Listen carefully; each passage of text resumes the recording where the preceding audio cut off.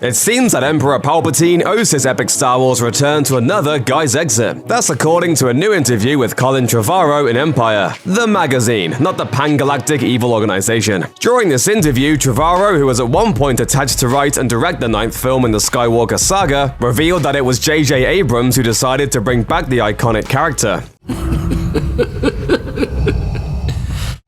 Trevorrow's remarks to Empire focused on his time working on Star Wars: The Rise of Skywalker, which he and his writing partner Derek Connolly departed in September 2017. The director, who is best known as the driving creative force behind the Jurassic World franchise, told the magazine that the return of the notorious Sith Lord was the story element that finally helped the rest of the film's plot fall into place. He explained, "Bringing back the Emperor was an idea JJ brought to the table when he came on board. It's honestly something I never considered. I commend him for it. This was a tough story to unlock, and he found the key." Trevorrow spent enough time working on The Rise of Skywalker to score a story credit, but he wasn't willing to go into detail when asked about his specific contributions to the script. He told Empire, "That's not my place, especially right now. I know how hard this crew has worked over the past 2 years. A lot of them are working with us now on the next Jurassic World movie. I want to support them as they put this film out into the world. In the end, I'm just proud to have my name in space." He did, however, give credit to Abrams for keeping what worked and jettisoning what didn't in regard to the Rise of Skywalker's story. Trevorrow explained, "I'm not sure anyone who chooses a creative life should expect things, but I'm grateful to JJ for embracing some of our ideas. It's exciting that fans will get to see the moments that felt essential to all of us." Abrams, of course, co-wrote and directed 2015's The Force Awakens, and in a recent conversation with Uproxx, the director revealed that the seeds for Emperor Palpatine's eventual return had been planted all the way back when that film was still in the scripting stage. Abrams said, "When you look at this as 9 chapters of a story, perhaps the weirder thing would be if Palpatine didn't return. Strangely, his absence entirely from the 3rd trilogy would be conspicuous. When co-writer Lawrence Kasdan and I worked on The Force Awakens, we didn't do it in a vacuum. We very purposefully looked at what came before, to ask, where does this feel like it's going?" Fortunately, The Last Jedi director Rian Johnson didn't step on Abrams' toes in crafting that film's story.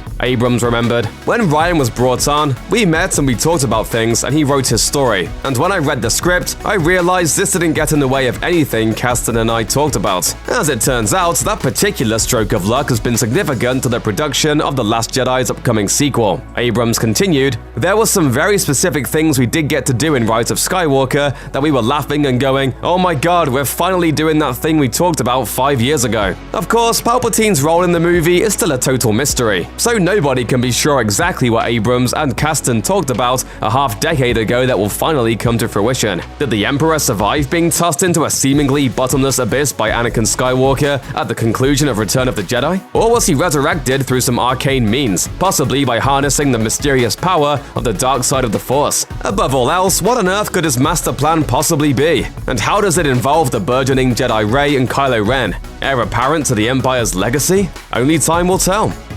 Check out one of our newest videos right here, plus even more Looper videos about your favorite movies are coming soon. Subscribe to our YouTube channel and hit the bell so you don't miss a single one.